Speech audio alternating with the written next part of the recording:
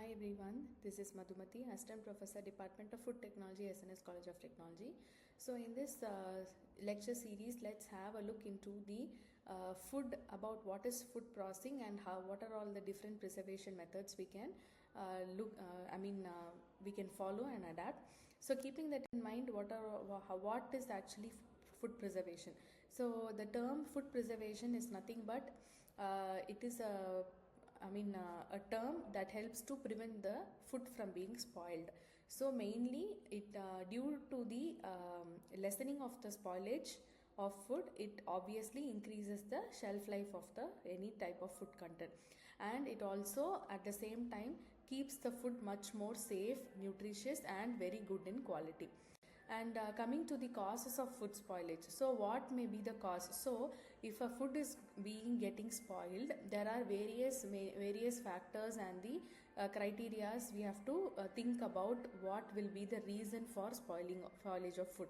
So what are all the causes? So looking into the causes, the main primary cause that plays a major role is the microbiological cause, that is by the attack of bacteria, yeast or fungi only.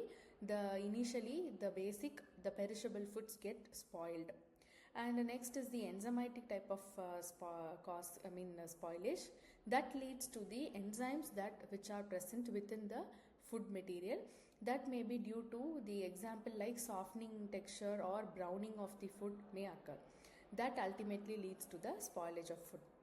Then the chemical causes and the physical causes. So chemical causes, obviously there are actually many types of chemicals naturally present in the food.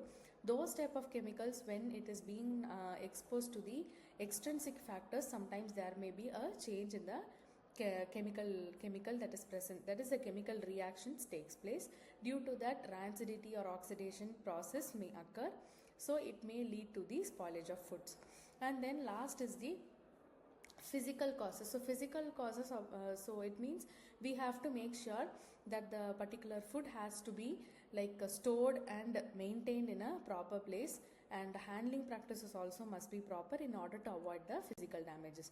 So getting into the basic preservation, that is the principles behind basic preservation. The first one, the principle of asepsis. So asepsis is nothing but we have to ensure that always the particular food has to be kept very clean place and clean with a clean packing material. Okay, and then the second one is the removal of the microbes. So properly, initially primary importance we have to do in order to make the foods to a safer level.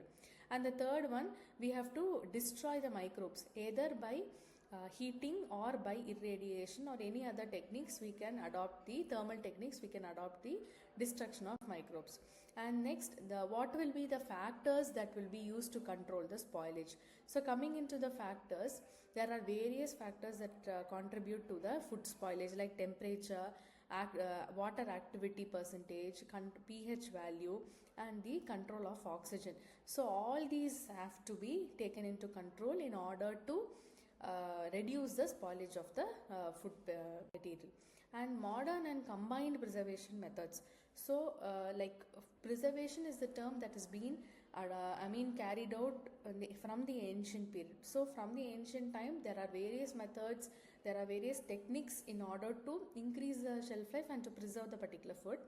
But when we categorize the preservation methods as modern and combined methods, we can categorize into physical method and chemical methods.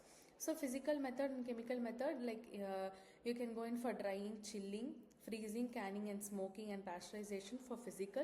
Chemical, obviously salting and pickling and sugaring. So in latest techniques, like preservation methods have been in an emerging trend. They are using many non-thermal techniques like HPP, pulsed light treatment, pulsed electric treatment, and also irradiation techniques have been, or combined multiple methods are also being adopted.